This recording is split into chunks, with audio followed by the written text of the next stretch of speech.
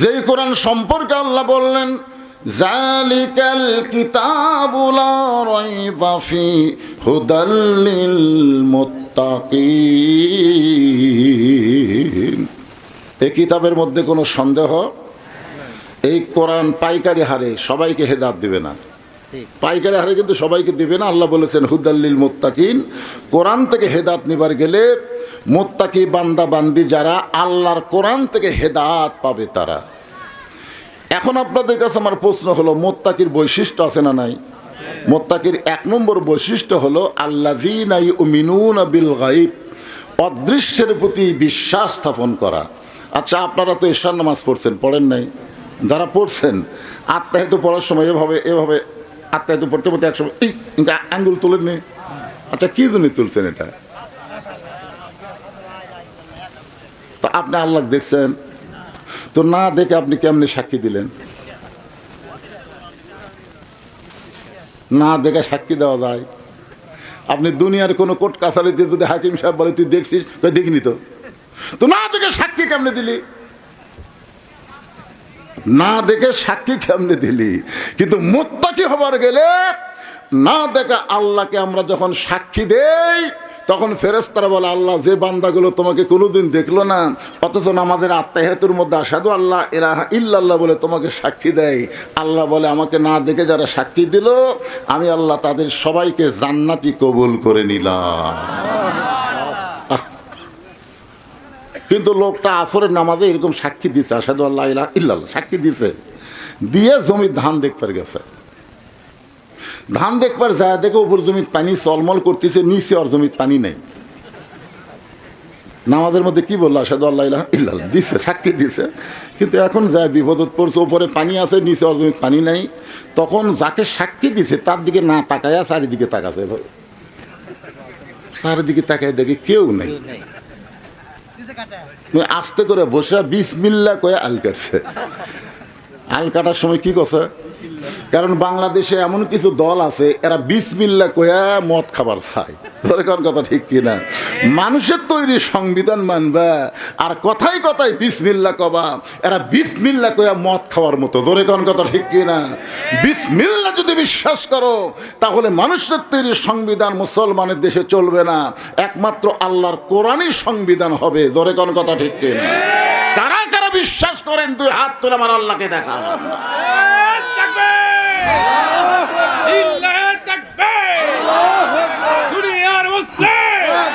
লিল্লাহে তাকবীর। আল কোরআনের আলো, কোরআন হাদিস যেখানে, দুনিয়ার মুসলমান লিল্লাহে তাকবীর। ঠান্ডা দূর করা লাগবে না, ঠান্ডা থাকবি, খালি ফাঁকা বন্ধ করে বসেন, শীত কুটি হেরে যাবি। আল্লাহর কোরআনের পাওয়ার আছে না নাই? জোরে করে আছে না নাই? যেই কোরআনকে লক্ষ্য করে আল্লাহ বললেন অনুনাজ্জিলু মিনাল কুরআনি মা হুয়া শিফাউ ওয়া রাহমাতুল লিল মুমিনিন। কোরআনকে মুমিনদের জন্য, যারা আমরা এখানে বসে আছি আমরা সবাই মুমিন, আমাদের জন্য আল্লাহ কোরআনকে নাজিল করেছে যাবতীয় রোগের রোগ মুক্তি হিসাবে এবং রহমত হিসাবে। বলেন সুবহানাল্লাহ। এই জন্য মুত্তাকির বৈশিষ্ট্যটা খেয়াল করেন। এখন বিসমিল্লাহ কয়ে জমির আল কাটছে, আল কাটা ওই পানি দিয়ে হাত ধোছে, হাত ধুয়ে আবার দাঁড়ায় চারিদিকে তাকায় বলতেছে আলহামদুলিল্লাহ কেউ দেখেনি। আল্লাহ শুকরিয়া আদায় করতেছে, দেখছেন আলহামদুলিল্লাহ কেউ দেখেনি রে।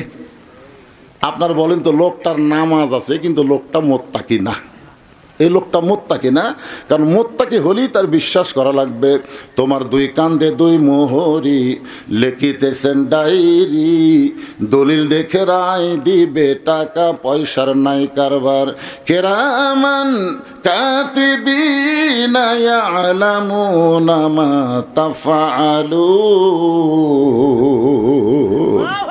আমাদের সকলের সাথে দুটা করে ফেরেশতা আছে না নাই? ওরকে কাম কি? যে যখন আল কাটছে ওরা ফেরেশতারা কুটি আসছিল, কেরে যুবকেরা, এই রাত 11টার পরে তোমরা জানলা দরজা বন্ধ করে কম্বলের তলে মনে করতেছে সবাই ঘুমাইছে, কেউ চেতন নেই। জানলা দরজা বন্ধ, তাও কম্বলের তলে দেখবি কে রে? ওরা যখন অশ্লীল ভিডিও চালু করে তখন ফেরেশতা দুটো কি কয় না, দুই কান্দের ফেরেশতা তো কিছু কয় কি কয় না? আল্লাহ, এই বদমাইশের সাথে আমরা কেমনে থাকি? হায় হায়।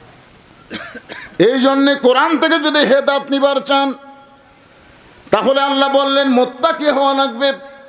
মুত্তাকির একটা বৈশিষ্ট্যের কথা আমি বললাম, আরো বৈশিষ্ট্য বলবো। এই মুত্তাকি সম্পর্কে অন্য জায়গায় আল্লাহ ব্যাখ্যা করলেন, ইয়া আইয়ুহাল্লাযীনা আমানু তাকুল্লাহা হাক্কা তুকাতিহি ওয়া লা তামুতুন্না ইল্লা ওয়া আনতুম মুসলিমুন। মুত্তাকির ব্যাখ্যা আল্লাহ কোরআন দিয়েই করতেছেন। যারা আমাকে বিশ্বাস স্থাপন করেছ, মুত্তাকি হওয়া লাগলে, মুত্তাকি হতে গেলে ভয় করতে হবে কাকে? আরো জোরে কন। আচ্ছা, আল্লাহর ভয় এটা কি রকম? আমরা সাপেরও ভয় করি, চোরেরও ভয় করি, ডাকাতেরও ভয় করি, আবার আল্লাহরও ভয় করি। বিশ্বাস করেন, আপনাদের মাঝখানে এই মুহূর্তে একটা সাপ যদি ফুস করে ফেনা তোলে, আপনারা বলেন তো আল্লাহর ভয়ে বসে থাকবেন না সাপের ভয়ে দৌড় দিবেন? আপনারা কি এটা বিশ্বাস করেন যে সাপ কামড়াবে না আল্লাহ যদি কামড়াতে না কয়? এটা কি আপনারা বিশ্বাস করেন? আমার ভাই বলতে যতই বিশ্বাস করুক তারপরে দৌড় মারবে। আপনি দৌড়ালে বাঁচবেন, আল্লাহ যদি মৃত্যু দেয় কথা কয় না। আপনি খুব দৌড় দিলেন, বাঁচবেন? খালেদা জিয়ার জন্য চিকিৎসা কম হসা, বাংলাদেশের সবচাইতে ভালো হাসপাতালে চিকিৎসা চলতেছে। চিকিৎসা যখন ডাক্তাররা বলতেছেন, তখন বলতেছে দোয়া করেন, তখন সবাই আল্লাহ বলতেছে আল্লাহ। আল্লাহ কই খেরে আগে ডাক্তারের কাছে পরে আমার কাছে। বাঁচানোর মালিক ডাক্তার না, বাঁচানোর মালিক কে? তো তাহলে আগে ডাক্তার দেখে, যতক্ষণ ডাক্তার দেখায় ততক্ষণ আল্লাহর কথা খেয়াল থাকে না। যখন দেখে যে ডাক্তার নাই, আরে মরে গেছে বেন না, জেতা আছে তারেক যাচ্ছে তো। আমি যেটা বলতেছি কোনো দলের কথা না, আমার আল্লাহর কোরআনের কথা বলতেছি। আল্লাযী, বলেন আল্লাযী খালাকাল মাউতা ওয়াল হায়াতা লিয়াবলুয়াকুম আইয়ুকুম আহসানু আমালান ওয়া হুয়াল আজিজুল গফুর। মৃত্যু এবং হায়াতকে সৃষ্টি করেছেন কে? আল্লাহ। কি জন্যে? আগে আল্লাহ মৃত্যুর কথা বললেন, তারপরে হায়াতের কথা বললেন। খালাকাল মাউতা ওয়াল হায়াতা, আগে মরার কথা বললেন, তারপরে জীবনের কথা বললেন। তারপর আল্লাহ বললেন লিয়াবলুয়াকুম, তোমাদেরকে পরীক্ষা করা হবে। আইয়ুকুম আহসানু আমালা, পরীক্ষার বিষয়টা হলো সুন্দর আমল। সুন্দর আমল যদি আমরা করতে চাই, আপনারা বলেন তো সুন্দর একটা পরিবেশের দরকার আছে না নাই? বর্তমানে আমাদের বাংলাদেশে কেমন পরিবেশ চলতেছে একটু চিন্তা করে দেখেন তো, এই পরিবেশটা কেমন? আপনাদের শিবগঞ্জের মডেল মসজিদে লোকটা জোহরের নামাজ আদায় করবে, তাও নিয়ত করেছে সামনে কাতারে, কিন্তু মসজিদের দরজা দিয়ে খেয়াল করে দেখে পায়ের জুতার দাম 2000। বর্তমান পরিবেশে লোকটা বড় বিপদে পড়ছে, কি করি? জুতা থুইয়া দামো, জুতা থুইয়া সামনে কাতারে যাবো, মন বলতেছে আসা দেখবি জুতা নেই। এই পরিবেশ এখন আল্লাহর ভয় বাদ দিয়া চোরের ভয়ে জুতা আমাকে হাতত লেওয়া লাগছে। জোরে কর কথা, ঠিক কিনা? চোরের ভয়ে জুতা হাতত নিয়ে যখন মসজিদের মধ্যে ঢুকতেছি, আল্লাহুম্মা আফতাহলি আবওয়াবা রহমাতিক, ডান পায়ে মুয়াজ্জিন বলতেছে ভাই কার ভয়ে ঢুকতেছে? আল্লাহর ভয়ে। তো জুতা কেন? তখন বলতেছে চোরেরও ভয়। বর্তমান পরিবেশে চোরের ভয় আগে, আল্লাহর ভয় পরে। জুতা চোরের ভয় হাতে নিয়ে আল্লাহর ভয় মসজিদে ঢুকতেছেন। আপনি সামনে কাতারে গিয়ে নামাজের নিয়ত করলেন, কান্দের ফেরেশতা বলে আল্লাহ লিখবো কি? আল্লাহ বলে লিখিস না। চোরের ভয় আল্লাহর ভয় একই কলিজার মধ্যে যদি রয়, তার কোনোদিন নামাজ কবুল হয় না।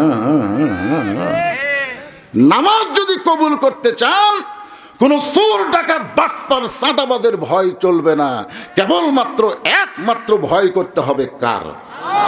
কিন্তু এখনকার পরিবেশে তো হচ্ছে না। তাহলে বোঝা গেল যেই পরিবেশে আল্লাহর ভয়ের আগে চোরের ভয় হয়, এই পরিবেশ পাল্টান লাগবে। এই পরিবেশ রাখা যাবে না। এই পরিবেশ পাল্টাবার গেলে বর্তমান মানুষের সংবিধান দেওয়া হবে না, আল্লাহর কোরআনের সংবিধান লাগবে। জোরে কোন কথা ঠিক কি না? চুরি করলে কি শাস্তি, এ কোরআনের মধ্যে আছে না নাই?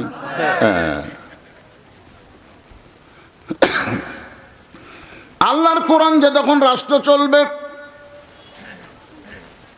তখন নেতার চরিত্র কেমন হবে, কর্মী কেমন হবে, আত্তাকুল্লাহ হাক্কা তুকাতিহি, এটা বোঝানোর জন্য বলতেছে, একটু মনোযোগ দেন।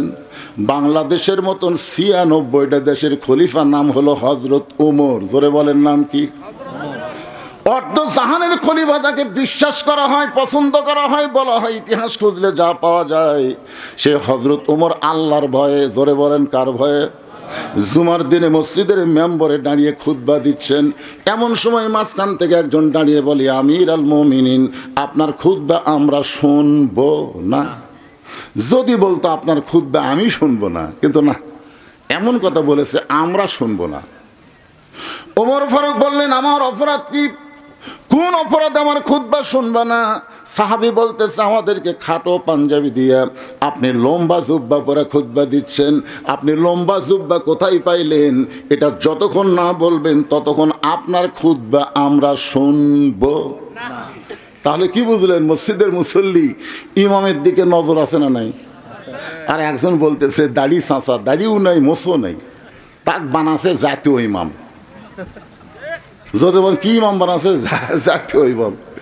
আরে পাগলা, জাতীয় নেতা বল, কিন্তু জাতীয় ইমাম বলা যাবে না, কারণ ইমামের দিকে সবার নজর থাকে, ইমামের দিকে সবাই খেয়াল করে।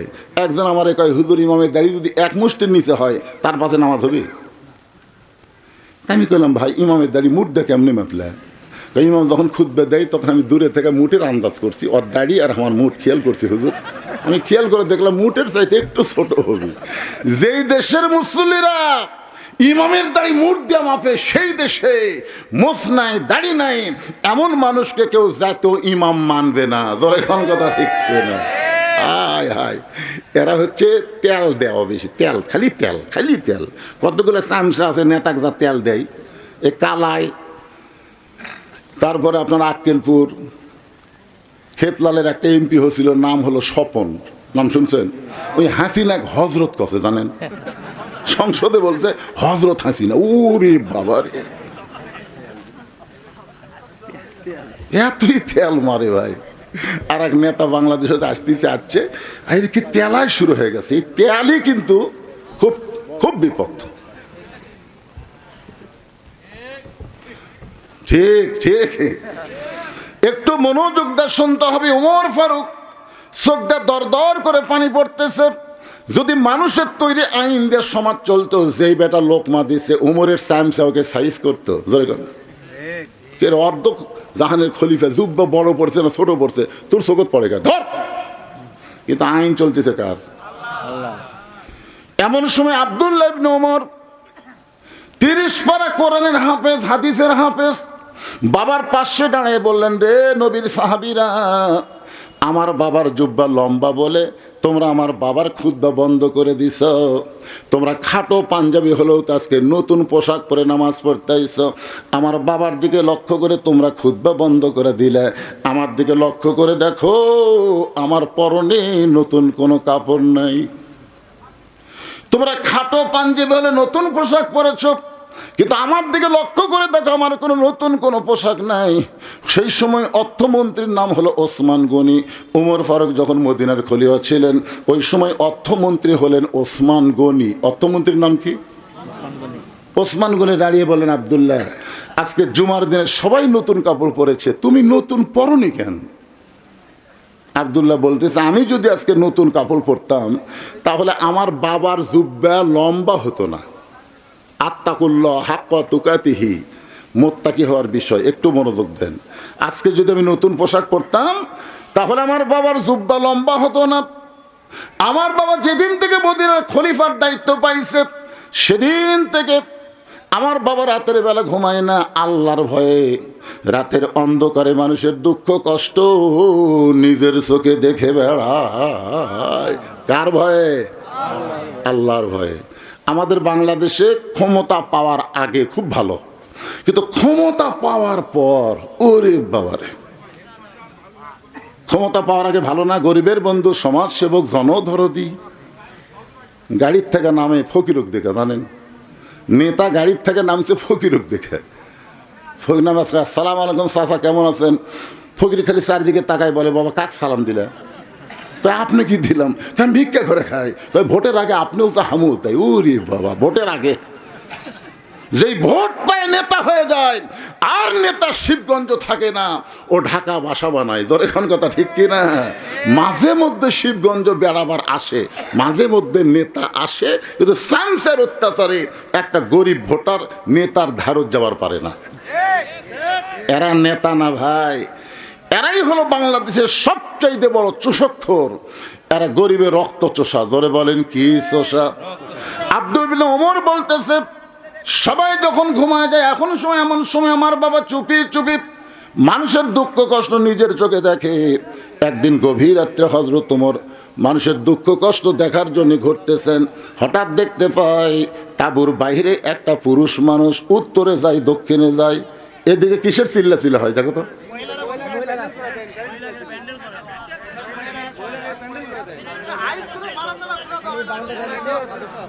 এই মায়েরাই, আপনাকে ওয়াজ শুনবার কে বলছে? ওয়াজ শোনা হলো মুস্তাহাব, আর পর্দা মানা হলো ফরজ। মেয়েদের কথা পরপুরুষ শোনা পর্দার খেলাফ না? মেয়েরা জোরে কোরআন তেলাওয়াত করে, সেটাও যদি পরপুরুষ শোনে তাহলে পর্দার খেলাফ হবে। কোরআন পড়লে জোরে, পরপুরুষ শোনে, পর্দার খেলাফ হয়। আর চিল্লাচিল্লি করে, এটা কি হচ্ছে? আপনারা মাহফিল কমিটির উচিত ছিল একেবারে মেয়েদেরকে আসা বন্ধ করে দেওয়া, আর যদি তার আসে তাহলে পর্দার ব্যবস্থা করা। ঠিক কিনা বলেন? হ্যাঁ, মায়েরা চুপ করেন, চুপ করেন, জবান বন্ধ করেন।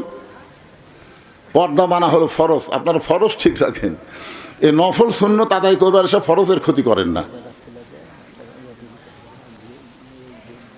তো হযরত ওমর দেখতেছে তাঁবুর বাহিরে একটা পুরুষ মানুষ উত্তরে যায়, দক্ষিণে যায়। ওমর ফারুক গিয়া লোকটাকে স্থির করার জন্য সালাম দিলেন, আসসালামু আলাইকুম ইয়া আব্দুল্লাহ, রে আল্লাহর বান্দা, তোমার উপর আল্লাহর রহমত বর্ষিত হোক। লোকটা সালামের উত্তর দেয় না। ওমর ফারুক আবার সালাম দিলেন। সবচাইতে বড় দোয়া হলো সালাম দেওয়া। ধরে কোন কি দেওয়া? সালামের মধ্যে কি আছে? এমনকি গোরস্থানে তো কোনো মানুষ নাই, সব মরে আছে, ওই জায়গাও সালাম দেওয়ার কথা আছে, আছে না নাই? আপনার কবরের পাশে দিয়ে গেলে সালাম দেন না? আসসালামু আলাইকুম ইয়া আহলাল কুবুর, এই কবরের মধ্যে যারা আছো তাদের সকলের উপরে আল্লাহ রহমত বর্ষিত হোক। ওমর ফারুক আবার সালাম দিলে, আসসালামু আলাইকুম ইয়া আখি। লোকটা সালামের উত্তর দেয় না। তৃতীয়বার হযরত ওমর যখন সালাম দিবার চাচ্ছে, সালামের সাথে হাতও তুলতেছে, মনে করছে লোকটা হয়তো কানে শোনে না। দুইবার দিলাম, বেটা সালামের উত্তর দেয় না। তৃতীয়বার যখন সালাম দিবার চায়, সঙ্গে সঙ্গে লোকটা বলে, এই মিয়া, বারবার খালি সালাম দাও, তুমি জানো আমি কি বিপদে আছি? আমার বাড়ি হলো অমুক এলাকায়, আমার গর্ভবতী বউকে নিয়ে আমি অমুক এলাকায় যাচ্ছি। কারণ হযরত ওমর যখন আল্লাহর কোরআন দিয়ে রাষ্ট্র চলায়, দিনেও যা রাতেও তাই। জোরে কন্যা সুবহানাল্লাহ। ওই লোকটা হযরত ওমরের সামনে বলতেছে, যেদিন থেকে হযরত ওমর আল্লাহর কোরআন দিয়ে রাষ্ট্র চলায়, সেদিন থেকে দিনও যা রাতও তাই। আমার গর্ভবতী বউকে নিয়ে আমি অমুক এলাকায় যাওয়ার সময় এই মাঝ রাস্তায় আমার বিবির প্রসব বেদনা উঠেছে, আমার বউটা তাঁবুর মধ্যে কান্নাকারি করতেছে, আমি পুরুষ মানুষ অস্থির হয়ে বাইরে ঘুরতেছি, আর তুমি মিয়া খালি সালাম দাও। হযরত ওমর চোখের পানি বের করে হাতটা ধরে বললেন, ভাইজান, আপনি কোনো চিন্তা করবেন না, আমার বাড়িতে একটা ভালো ধাত্রী আছে। অর্ধ জাহানের খলিফা হযরত ওমর কোন উপজেলার এমপি নয়, অর্ধ জাহানের খলিফা হযরত ওমর লোকটার হাতটা ধরে বললেন, ভাইজান, আমার বাড়িতে ভালো ধাত্রী আছে। খুব তড়িঘড়ি করে বাড়ির দরজায় এসে সালাম দিলেন, আসসালামু আলাইকুম ইয়া আহলাল বাইত। আব্দুল্লাহর মা সঙ্গে সঙ্গে দরজা খুলে গেছে। উমর ফারুক চমকে বললেন, আব্দুল্লাহর মা, আমি রাতের বেলা মানুষের দুঃখ কষ্ট দেখার জন্য বের হয়ে যাই, আর তুমি বিছনাত ঘুম পাড়ো, অথচ আজকে তোমাকে ডাক দেওয়া মাত্রই দরজা খুলে দিলে, কারণ কি? উমর ফারুকের স্ত্রী বলতেছে, আপনি যেদিন থেকে মানুষের দুঃখ কষ্ট দেখার জন্য রাতের বেলা ঘোরেন, আমি সেদিন থেকে বিছনায় কোনোদিন ঘুমাই না, সারা রাত দরজায় দাঁড়িয়ে আল্লাহর কাছে আপনার নিরাপত্তার দোয়া করি। জোরে কারণ সুবহানাল্লাহ। শোনে, নেতা ভালো হবার গেলে বাড়ির বউ ভালো হওয়া লাগবে। আমাদের পার্শ্ববর্তী সিংড়া উপজেলার এক নেতা ছিল, বুঝলেন, খুব অল্প বয়স, পলক নাম শুনছেন? পলক, হাই রে পলক এখন জেলখানাত, আর ওর বউ বেগম পাড়াত, কানাডার বেগম পাড়াত। ওর বউ যা মজা মারতিছে, মাঝে মধ্যে ফেসবুকে খবর দেয়, আর পলক খালি ফান দে পড়িয়া পলক কান্দে রে। আজকে পলকের বউটা যদি ভালো হইতো, পলক হাজার হাজার কোটি টাকা মারার চিন্তা করতো না। মেয়ে মানুষ যদি ভালো হয়, পুরুষ মানুষ ভালো হতে বাধ্য হয়ে যায়। জোরে কোন কথা ঠিক কিনা? মেয়ে মানুষটা যদি ভালো হয়, পুরুষ মানুষ ভালো হতে বাধ্য। ছোট্ট একটা ঘটনা আপনাদের সময়, হযরত আলীর কাছে দুপুর বেলায় ফাতেমা চোখের পানি নিয়ে কাঁদতেছে। আলী বলে, বিবির এমন করে কান্দো কেন? ফাতেমা বলতেছে, গোটা বাড়ি খুঁজে দেখলাম, বাড়িতে কোনো খাবার নাই, আপনার পকেটের মধ্যেও কোনো টাকা পয়সা নেই, আমার হাসান হোসেন না খাইয়া ঘুমায় গেছে, এরা দুই ভাই যদি ঘুম থেকে চেতন পায় তাহলে আমি ফাতেমার কাছে খাওয়ার বায়না করবে। এখন বলেন স্বামী, সন্তানগুলো তো বাপের কাছে বায়না ধরে না, সন্তান ক্ষুধা লাগলে বায়না ধরে কার কাছে? আপনার পকেটেও কোনো টাকা নাই, বাড়িতেও কোনো খাবার নাই, আমি আমার একটা ওড়না ছিল, সেই ওড়নাটা আপনার হাতের মধ্যে দিলাম, এই ওড়নাটা বিক্রি করে যেই টাকা হবে সেই টাকা দিয়ে আজকের মতো আপনি খাবার নিয়ে আসেন। হযরত আলী ফাতেমার ওড়নাটা পকেটের মধ্যে নিয়ে বাজারের দিকে রওনা দিলেন।